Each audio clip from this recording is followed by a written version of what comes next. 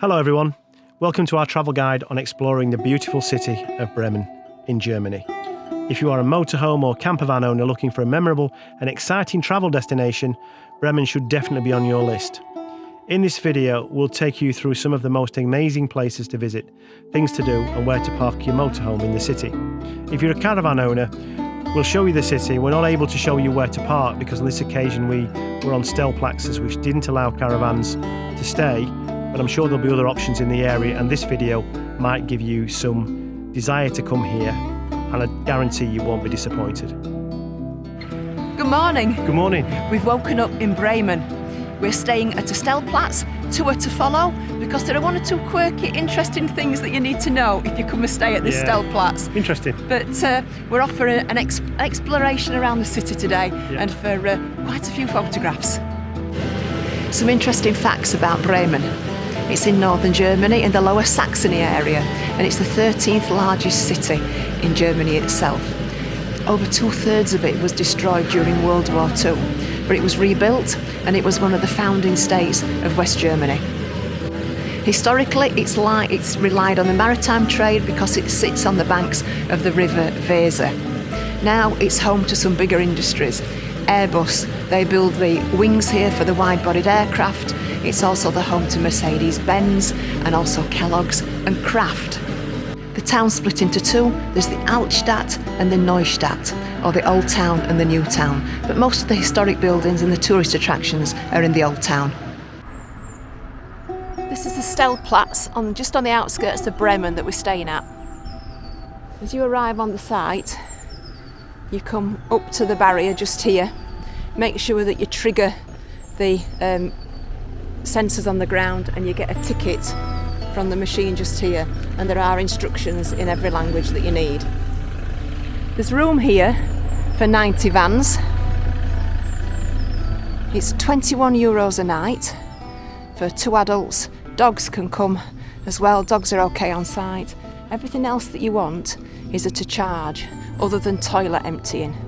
So down here you can find the drinking water and everything else that you need. It's 10 cents for 10 litres, etc, etc, €1 for 100 litres.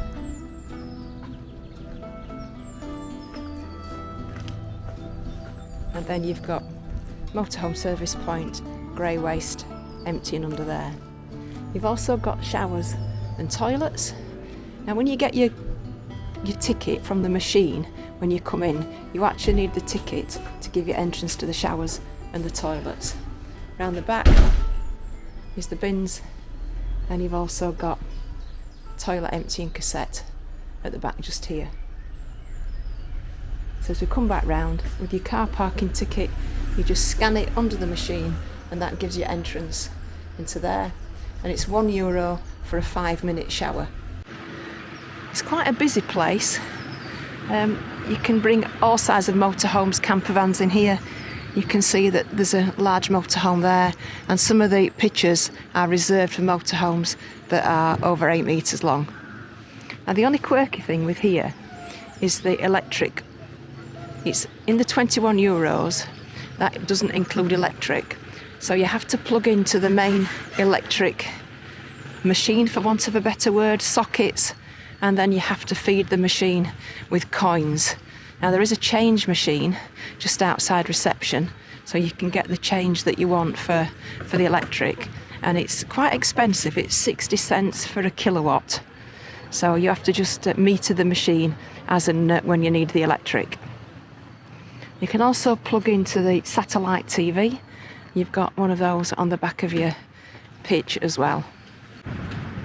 The building in front is the town hall, or as they say in German, the Rathaus.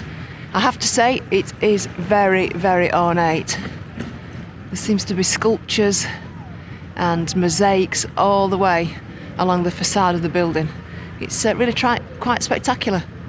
We've got flying the Ukraine flag as well. And as we spin round, this is the main marketplace.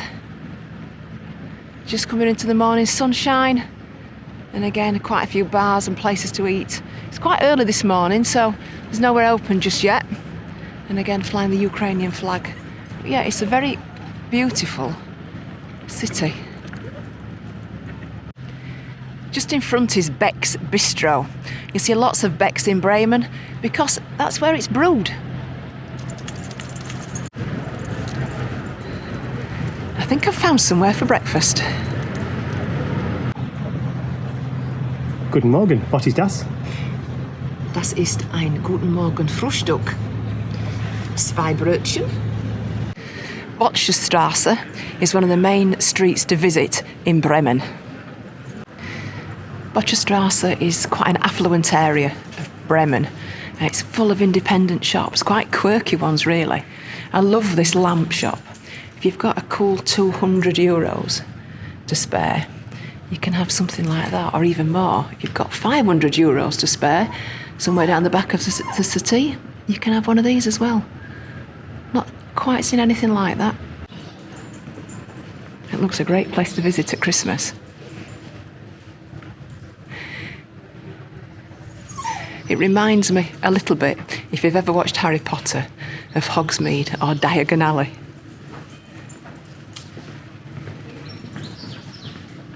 That's an interesting place. Oh wow, look at this. Oh, this is it. This is the sweet shop. Bremer's bonbon manufacturer. So this is an independent sweet manufacturer. We've all got the sweets in little glass jars and they look fantastic. This is a little independent, I guess it's sort of holistic shop, and it's got some great soaps, which the ones I like the best are Hold Me Tight, Extravagant and Rise and Shine. Oh, Love Me Tender's quite a nice one as well. Why am I not surprised that you found the Guest House Brauerei, which I would imagine is going to be the beer shop, for want of a better word. It's not very well put, is it? Not only is this the tourist information, but it's also the Glockenspiel house. And I don't know if you can see right at the top, in between the sort of gap in the two turrets at the top, there's a lot of bells or Glockenspiels. And on the hour, between 12 and 6, they chime.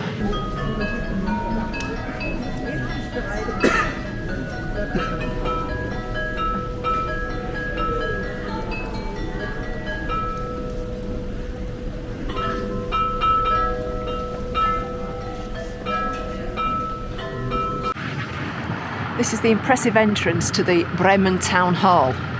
It was completed in 1412 and it was added to the UNESCO World Heritage List as one of the most outstanding examples of a late medieval town hall.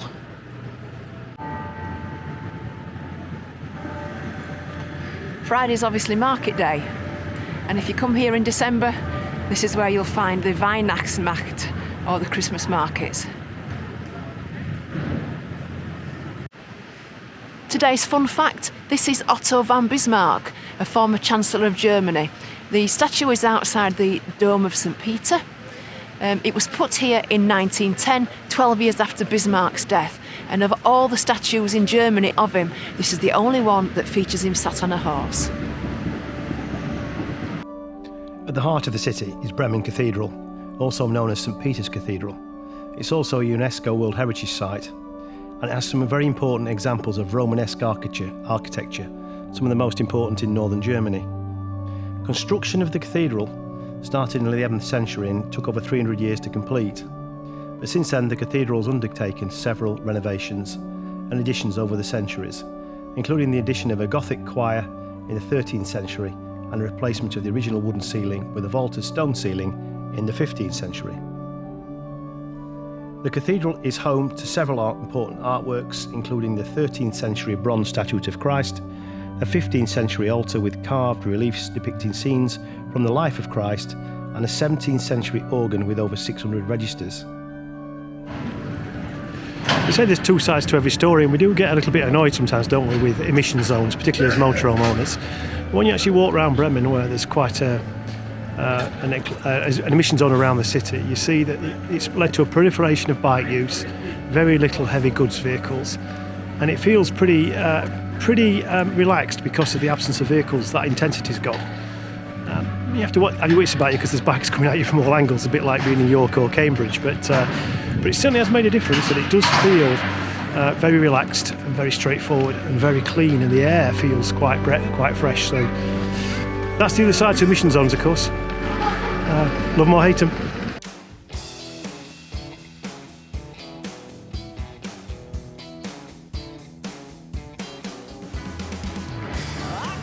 It's amazing what you find down some of the side streets. You see, goes with my argument that since when has April ever been too early for your Christmas decorations?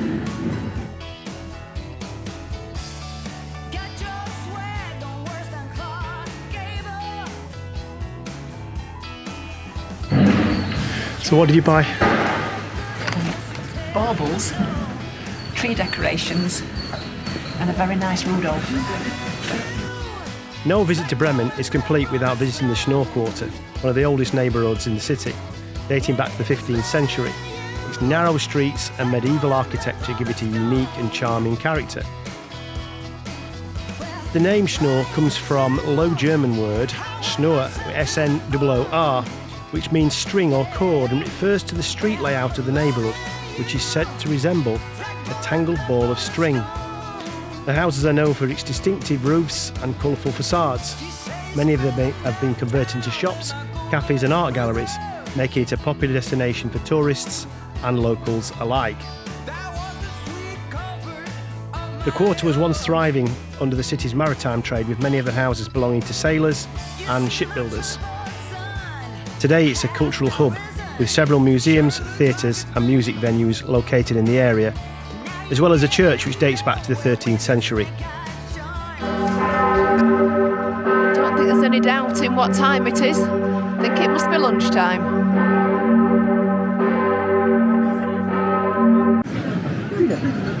When you go to Ireland, they say you must try the Guinness because it's brewed there. So when you come to Bremen, you have to try the Becks because this is where it's brewed.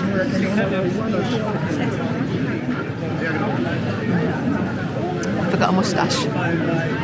No. This statue of a donkey, a cat, a dog and a rooster is a famous folk tale that originated in Germany in the early 19th century.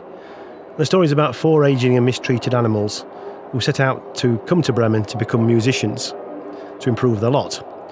On the way, they encountered a gang of robbers who'd occupied a house, and driving these robbers away from the house, they managed to keep control of the house and live there quite happily ever after, really. And the story of the Town Musicians of Bremen has become a beloved part of the German folklore, and it's a very popular place in Bremen for people to come and look at the statue. And it's something you need to do when you come here. It's part of the gig.